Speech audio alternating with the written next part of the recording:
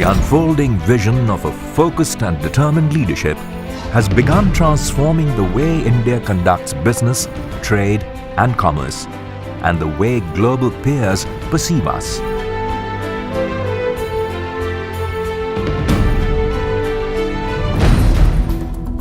On the 16th of May, India's 600 million voters delivered a historic and decisive mandate for change. The new government, led by Prime Minister Shri Narendra Modi, took over.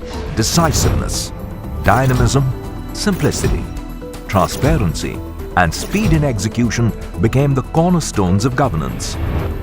Over the past days, we have successfully begun bringing down barriers between our citizens and opportunities. We are working to ensure ease of doing trans-border trade. India's exports registered a growth of 14.23% in rupee terms between April to July this year compared to the same period last year. We aspire for excellence in our products and services and aim at zero defect and become a net exporter of goods. Engineering, pharmaceuticals, automobiles and textiles have been the front runners leading the charge.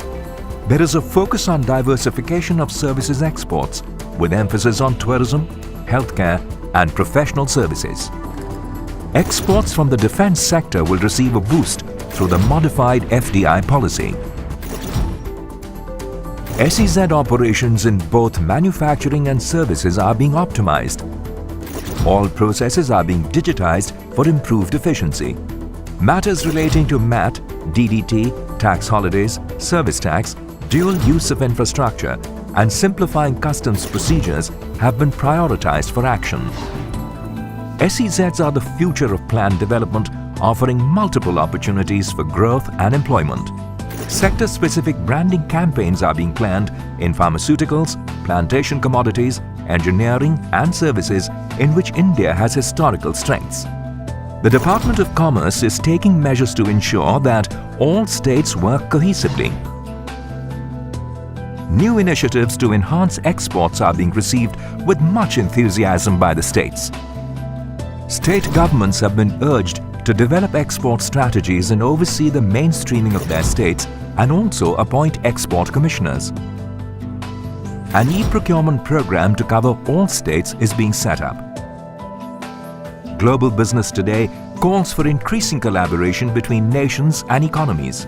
India is forging stronger relationships with our immediate neighbors by underscoring the importance of utilizing FTAs and pursuing preferential trade agreements with Latin America, Africa and the CIS region to broad-based trading operations. Special emphasis is being laid on trade with South Asian countries.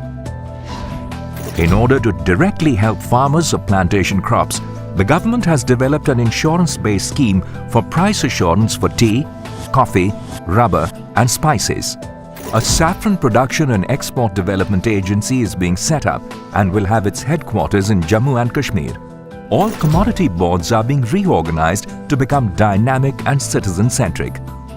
The Indian Institute of Packaging is being transformed into a global center of excellence.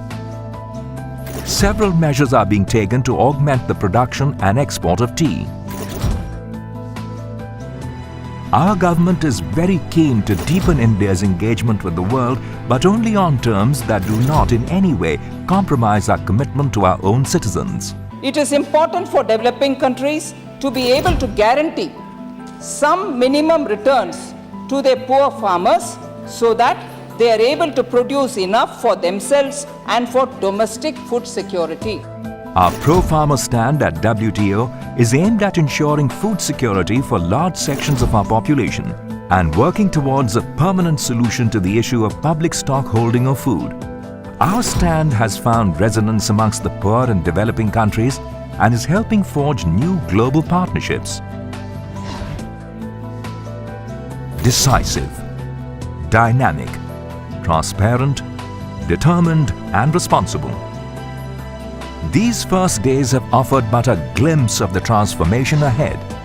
The soon-to-be-announced foreign trade policy aims at long-term stability of the policy framework.